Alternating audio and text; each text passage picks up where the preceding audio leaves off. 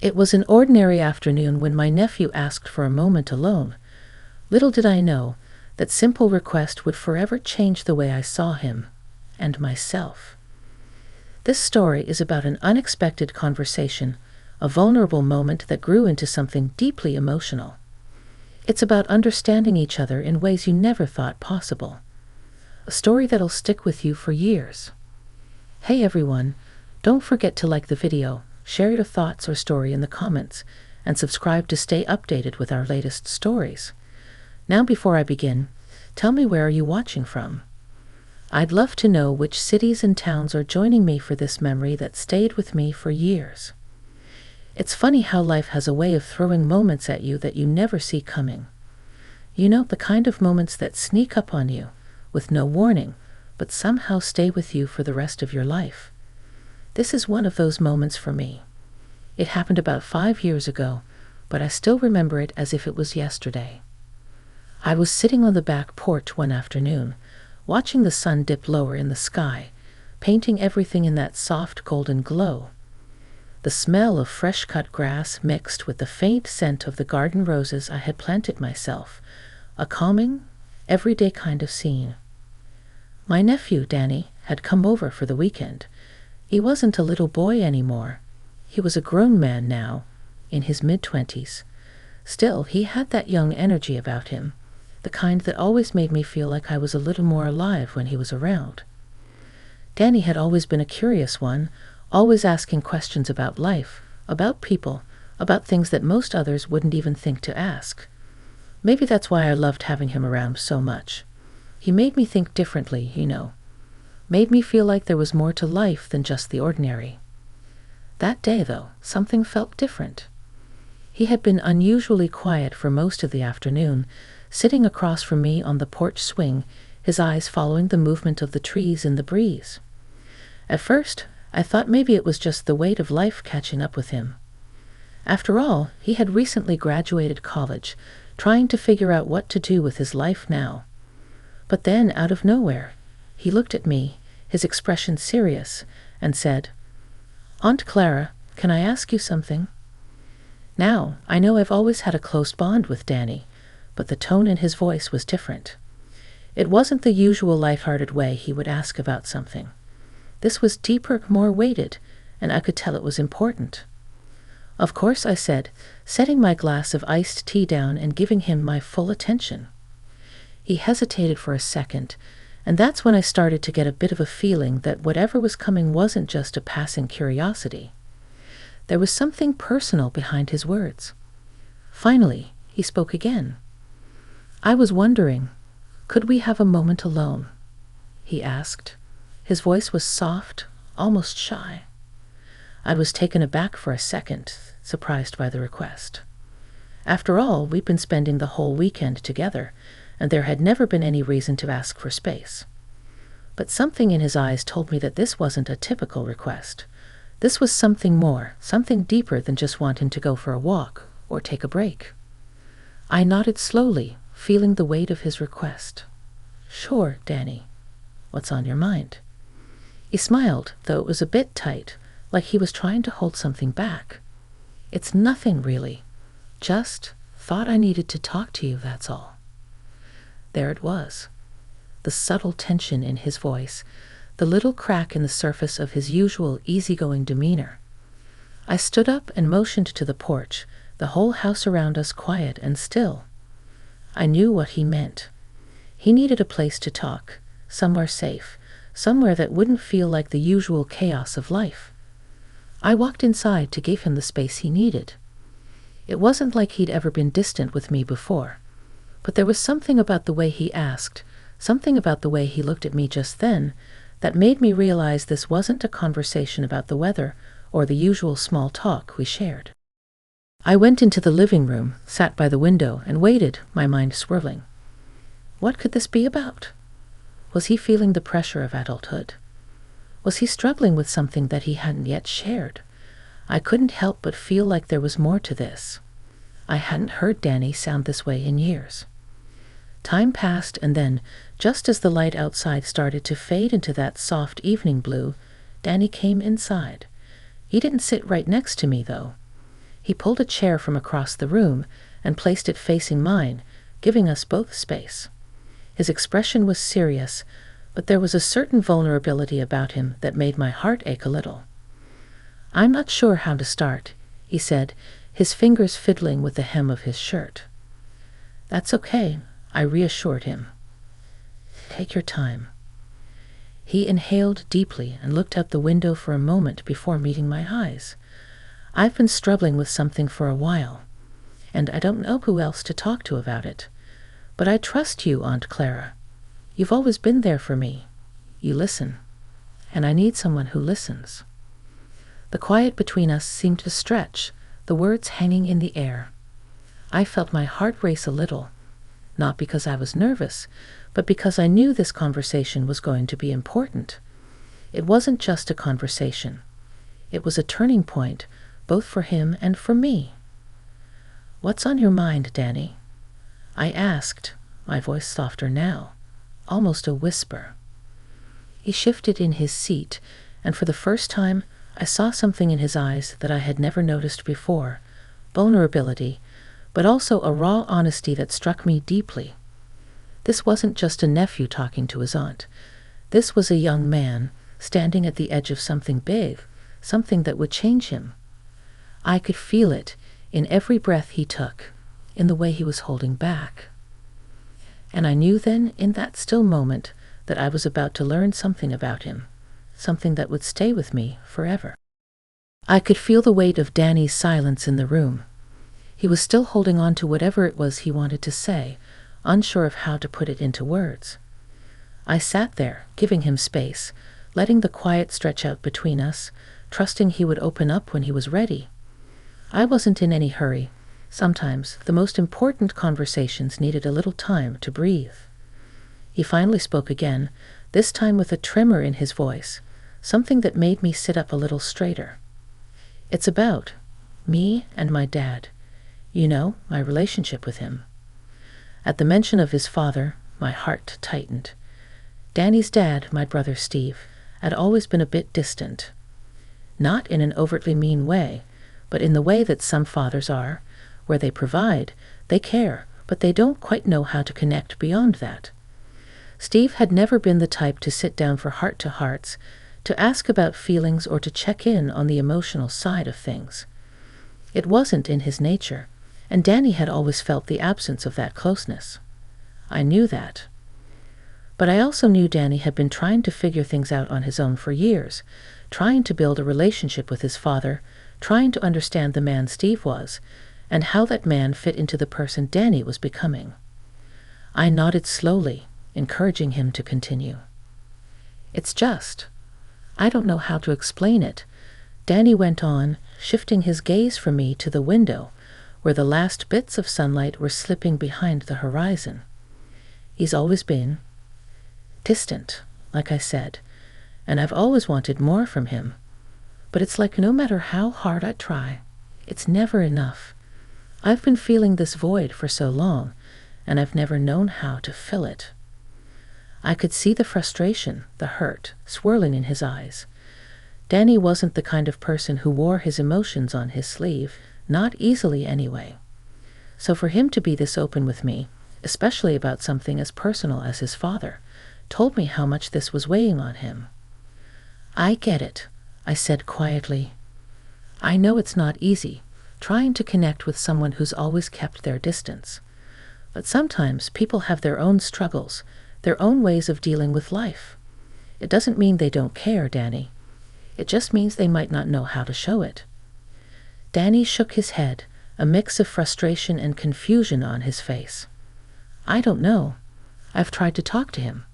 I've tried to reach out. And it's like nothing changes. He just doesn't get it.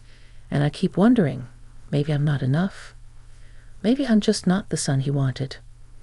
I felt the sting in his words, the pain he was carrying. Pain that had been building up over years of trying and failing, of reaching out only to be met with a wall. My heart went out to him, and for a moment, I didn't know how to respond. I wanted to tell him everything would be fine, that his dad would come around, that everything would work itself out. But I knew that wasn't the truth. Sometimes things didn't work themselves out, no matter how much you wanted them to. Instead, I took a deep breath and leaned forward, resting my hands on my knees. Danny, I don't know your dad, but I do know you, and you're enough. You always have been. The way you care for people, the way you show up in the world, it's enough. You don't have to prove anything to anyone. His eyes met mine, and for the first time in a long while, I saw a flicker of something in them. Hope, maybe? Or just the beginning of something, a crack in the armor he'd built around his heart. I don't know if I can believe that right now, he admitted, his voice barely above a whisper. I've been trying to get my dad's approval my whole life, and every time I fall short, it feels like I'm failing, like I'm never going to be good enough. I could see the battle he was fighting, the deep, tangled emotions. I could feel the weight of that pressure, that need for validation from someone who should have been there to support him no matter what. It wasn't just about wanting his father's love. It was about needing it, needing to feel like he was seen, like he mattered. You know, I said slowly, choosing my words carefully, sometimes the people who should show up for us just don't, and it hurts. But that doesn't mean you're not good enough. It means they're struggling too in their own way. And that's not on you. It's not your fault. Danny blinked, his throat tight, like he was holding something back. I could see it in his eyes, the walls he had built to protect himself, the things he hadn't said aloud before. And I knew, in that moment, that he was starting to crack open, starting to let someone in. You've been carrying all of this, haven't you? I asked, my voice gentle. All this weight, trying to fix things, trying to make your dad proud. But you don't have to do it alone.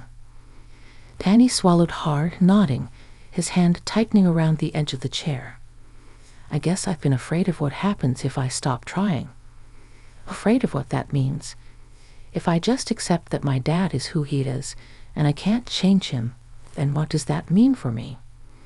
I could feel the depth of his confusion, the uncertainty of not knowing who he was without the constant effort to prove himself. I had never been in his exact position, but I could understand the fear of letting go of something that had consumed you for so long, even if it wasn't serving you anymore. Maybe it means you get to start living for yourself, I said softly. Maybe it means you get to focus on who you are, what you want, without carrying the weight of someone else's expectations. He didn't say anything for a long moment, just sat there, his eyes far away. And in that silence, I could tell he was processing it all. He was turning over the pieces of the puzzle, trying to fit them together. You think I could do that? He asked, his voice small, unsure.